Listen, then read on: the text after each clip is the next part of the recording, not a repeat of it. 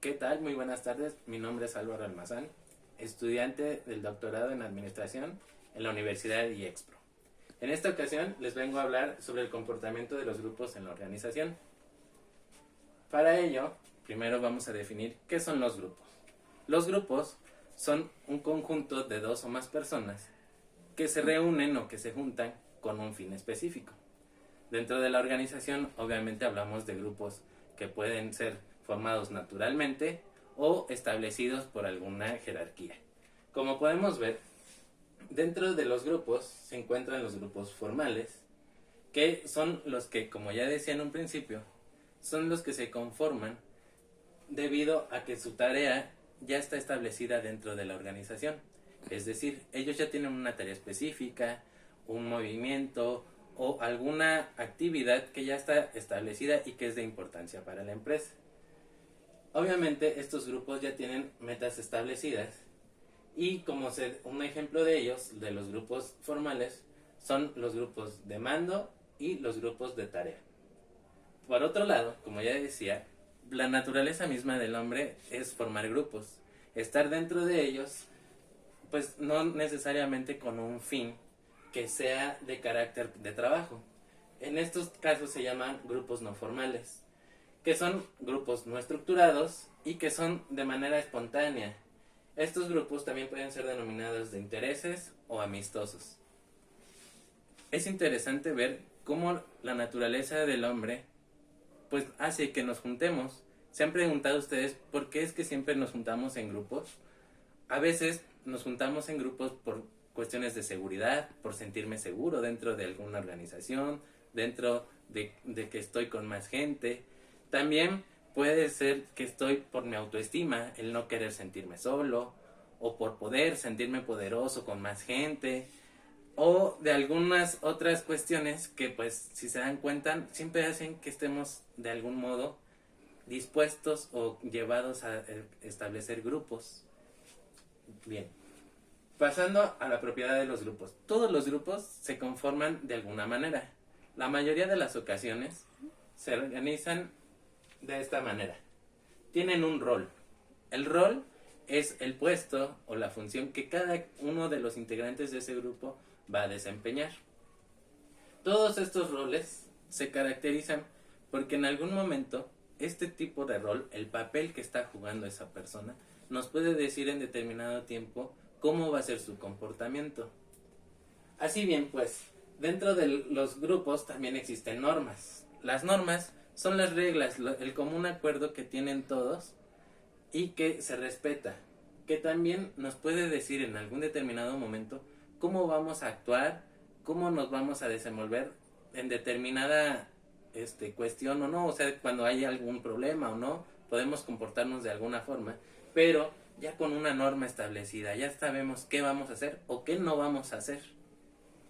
El estatus, bueno, el estatus es una característica de posición, es un rango que generalmente, pues, a veces nos hace estar en ese grupo porque nos queremos sentir de esa posición, en esa altura, estar en esa élite, digámoslo así, y por eso me quiero sentir perteneciente a este grupo.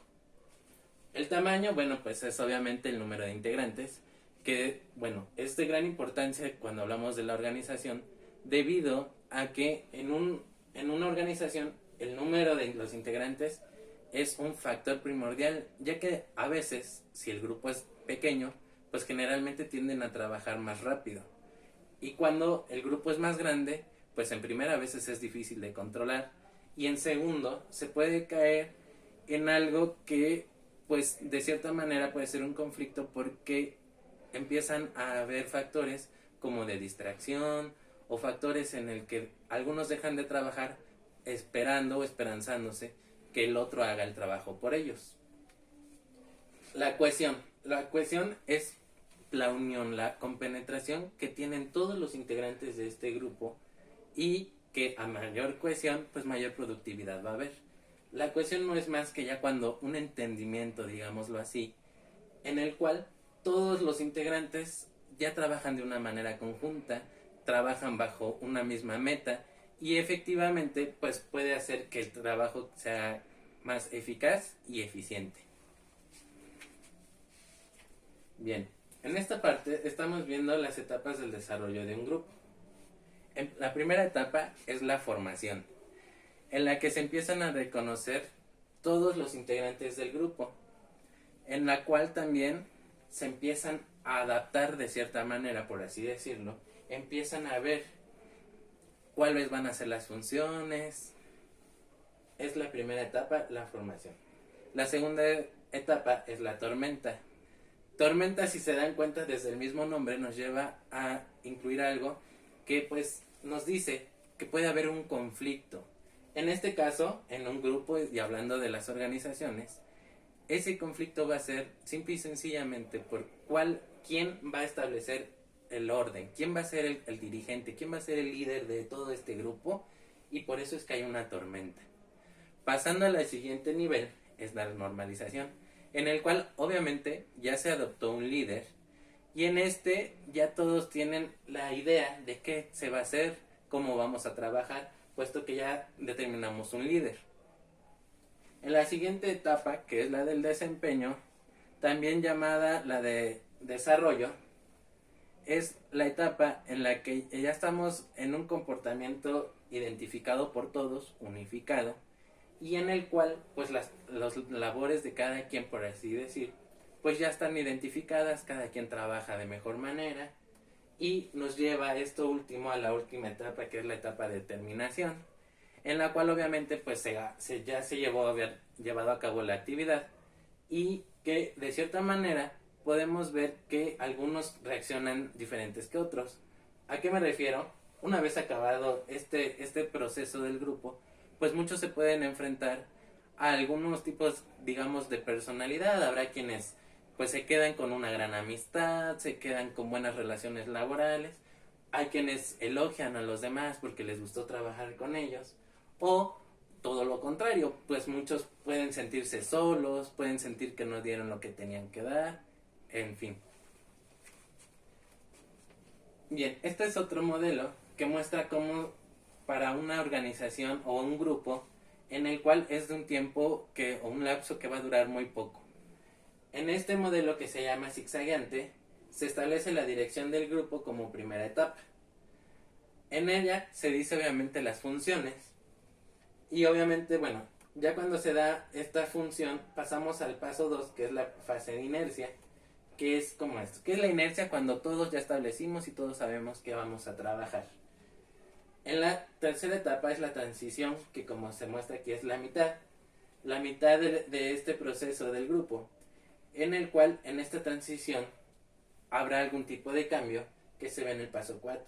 Se producen cambios importantes. Si hubo una transición es porque hay algo que se debió haber corregido, nuevas funciones, nuevas tareas, y obviamente con un nuevo cambio se genera este quinto paso, que es la segunda fase de inercia. Es decir, ya que otra vez nos reacomodamos, volvemos a trabajar. Para que por última fase se pasa a la actividad acelerada. En esta actividad se trabaja de una manera más rápida para llegar a la culminación. Una manera acelerada porque ya todos llevamos el ritmo y ya todos sabíamos qué hacer. Bien, una función de la comunicación dentro de la empresa y para los grupos es que obviamente la comunicación puede servirnos para controlar, para motivar, para expresarnos emocionalmente y obviamente para enviar información. De lo cual, obviamente, toda esta función de la comunicación dentro de los grupos pues es primordial, ya que en ella no solamente nos va a llevar a trabajar de una buena manera, de entendernos mejor, sino de también, sobre todo en esta parte de recopilar información, nos llevará a lo siguiente, que es la toma de decisiones. La toma de decisiones, como ustedes saben, dentro de la organización es fundamental. De aquí que, bueno, obviamente cuando se toma una decisión en grupo, pues puede tener sus ventajas y sus desventajas, ¿no?